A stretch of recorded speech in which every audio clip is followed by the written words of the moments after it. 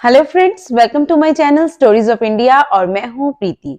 मैं अपने वीडियोस में इंडिया की जगह जगह के बारे में इंफॉर्मेशन देती हूं। तो जैसे कि इंडिया की किसी भी जगह की हिस्ट्री, कल्चर, उस जगह में और क्या क्या मिलता है, अगर आप घूमने जाना चाहते हो तो कैसे जा सकते हो, क्या क्या कर सकते हो, इन सब की डिटेल्स मैं देने की कोशिश करती हूँ। तो आज मैंने जो जगह चूज की है वो है पेरियर नेशनल पार्क। उसके बारे में मैं जितना हो सके मुझसे वो डिटेल्स मैं अपने वीडियोस में देने की कोशिश करूंगी। अगर आपको मेरा वीडियो अच्छा लगे तो लाइक जरूर कीजिएगा और ऐसे ही इंडिया की और भी जगहों के बारे में अगर आप जानना चाहते हो तो मेरे चैनल को सब्सक्राइब जरूर कीजिएगा।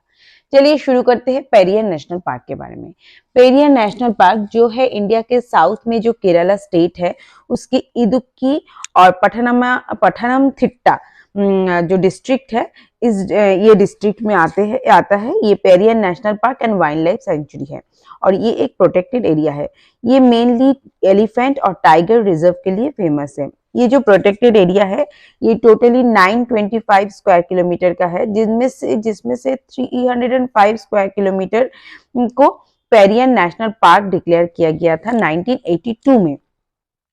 और ये जो पार्क है ये दुर्लभ, स्थानिक और लुप्तप्राय वनस्पतियों और जीवों का भंडार है। और केरल के जो दो मुख्य नदी है वो है पेरियार और पंबा। इनका एक प्रमुख जल क्षेत्र इस पार्क में बनता है। ये पार्क तमिलनाडु के सीमा के साथ साउथ वेस्ट घाट के इलायची पहाड़ों और पंडलम पहाड़ों में स्थित है। ये जो पार्क है, park and wild life sanctuary, ये कुमिल्ली से ऑलमोस्ट 4 किलोमीटर दूर है और कोट्टायम के ईस्ट में ये ऑलमोस्ट 100 किलोमीटर दूर है। मदुराई के वेस्ट में ये 110 किलोमीटर दूर है और कोची के साउथ ईस्ट में ये 120 किलोमीटर दूर है। ये जो पार्क है इसकी हिस्ट्री के बारे में थोड़ा सा जान लेते हैं। ये जो पार्क है 1934 में इस पार्क के तरफ पहला कोई स्टेप लिया गया था wild life and biodiversity conservation के लिए। और ये स्टेप लिया था त्रावणकोर के जो महाराजा थे चिथिरा थिरुनल बलराम वर्मा, उन्होंने डिक्लेयर किया था कि ये जो पेरियार लेक है उनके आसपास का जो ये जो पार्क है ये प्राइवेट रिजर्व है। और उन्होंने ये किया था जो वहां पे बहुत ज्यादा टी प्लांटेशन होता था उनके अतिक्रमण को रोकने के लिए। और तब इस पार्क का नाम दिया गया था नेल्लिकंपट्टी रिजर्व। बाद में 1950 में जब पॉलिटिकल इंटीग्रेशन हुआ इंडिया में तब इसको वाइल्ड लाइफ सेंचुरी डिक्लेयर किया गया था। और ये जो पार्क है ना ये सेंट्रल गवर्नमेंट का एक इनिशिएटिव था टाइगर प्रोजेक्ट, उसमें भी ये पार्क इंक्लूडेड है और इसलिए इस पार्क का 1978 में इस पार्क का नामकरण किया गया पेरियर टाइगर रिजर्व।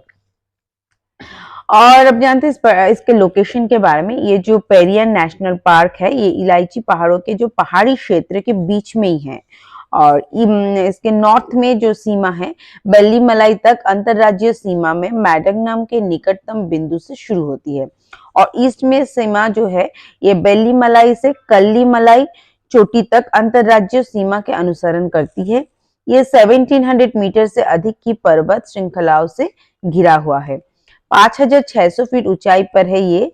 और पश्चिम जो है मतलब वेस्ट की ओर ये 1200 मीटर यानी कि 3900 फीट ऊंचे पठार में विस्तारित है। इस स्तर से ऊंचाई रिजर्व के सबसे गहरी बिंदु पंबा नदी के 100 मीटर घाटी तक तेजी से गिरती है। पार्क की सबसे जो ऊंची चोटी है 2019 मीटर यानी कि 6624 फीट ऊंची कोट्टामला है, जो भारत के सबसे साउथ की चोटी है और जो 2000 मीटर यानी कि 6562 फीट से ऊंची है। पेरियर और पंबा नदियां रिजर्व के जंगलों से निकलती है।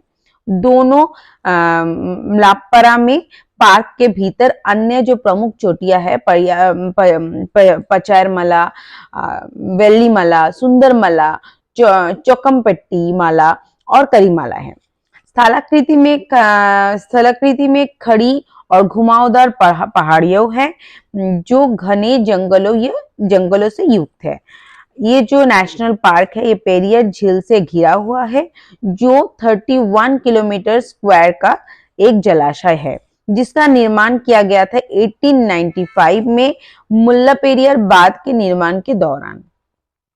जलाशय और पेरियार नदी जंगली पहाड़ियों के आकृति को चारों ओर घूमती है, जो एक स्थायी प्रदान करती है वहां के जो स्थानीय वन्य जीवन है उनके लिए उनको पानी का स्रोत देने के लिए, मतलब उनके पानी के लिए वो एक स्थायी प्रदान करता है।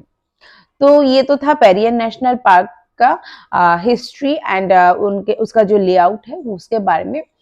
मेरे अगले वीडियोस में मैं इस पार्क के फ्लोरास और फॉनस के बारे में डिस्कशन करूंगी। तो आज के लिए इतना ही। चलिए मिलते हैं मेरे अगले वीडियो में।